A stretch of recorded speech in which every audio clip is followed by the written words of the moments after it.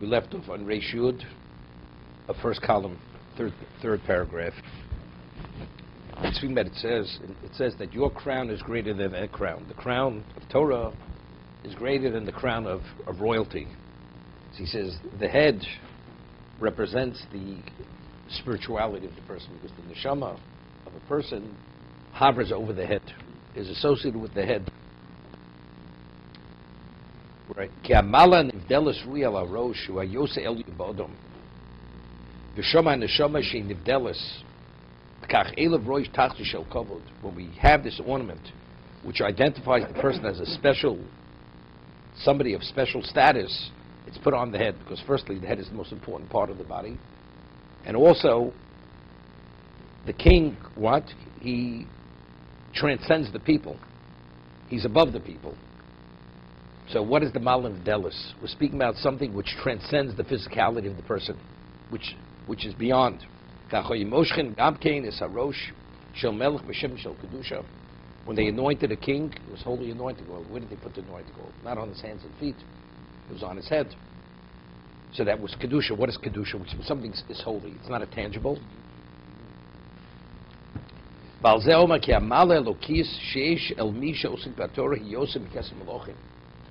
That the godly status that a person who engages in Torah study is greater than the king, although he also has a certain connection to divinity. But because what is the king? He dominates in the physical sense. He reigns. How does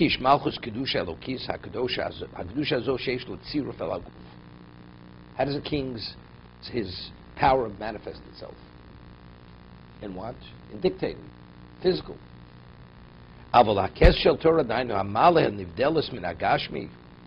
the status of the Talmud Chacham Torah, which is removed from the physicality of the Torah, he's totally removed from the physicality and material of the world.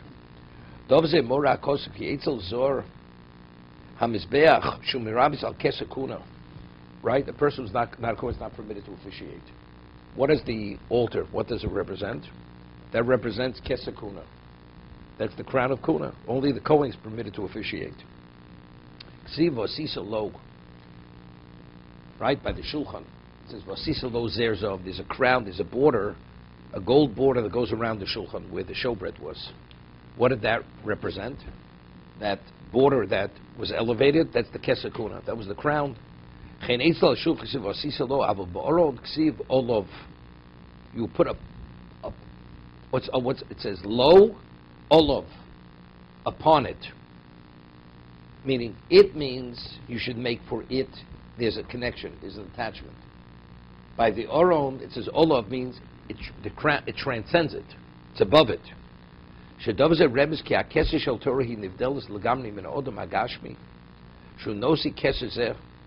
A person who's a physical being, he wants to live a physical life, he has no relevance to the crown of Torah. And that's why the Rambam says in Hilchos Talmud Torah, who has relevance to the crown of Torah? A person who's fully dedicated to Torah. The eating is only purely a means, it's not an end to any degree. The Rambam says that if you waste even one night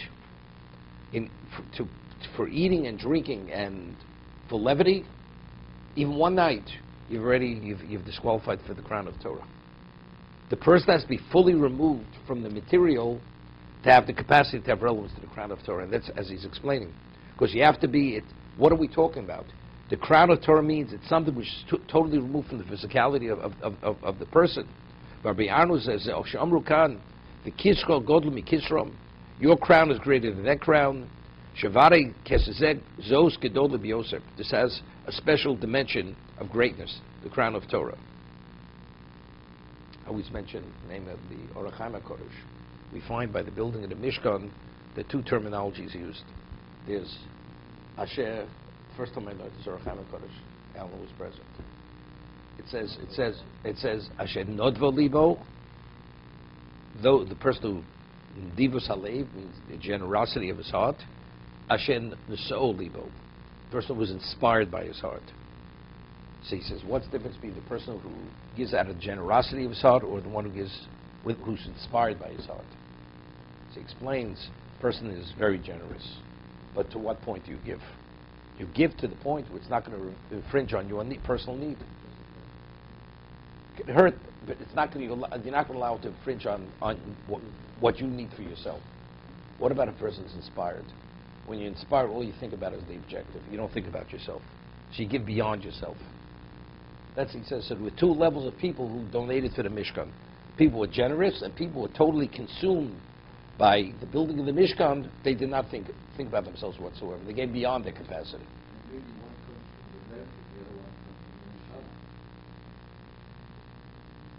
The term is nodva libo, nosa libo.